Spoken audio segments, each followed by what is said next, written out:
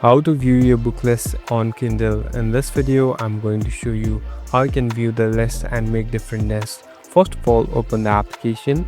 Now here on the right bottom, you can see this more option. Simply tap on this more option. So these are the settings. Now here on the third option, you'll be able to see your list. Simply tap on your list. So these are the lists that you have enlisted. So here you can select any one of the book that you want to keep in the list. So it is a type of bookmark or it is a type of wish list also. So here all the books that you select or want to read for later can be stored so that you don't forget it later. So it's all done. Thank you for watching this video. I hope this video will help you.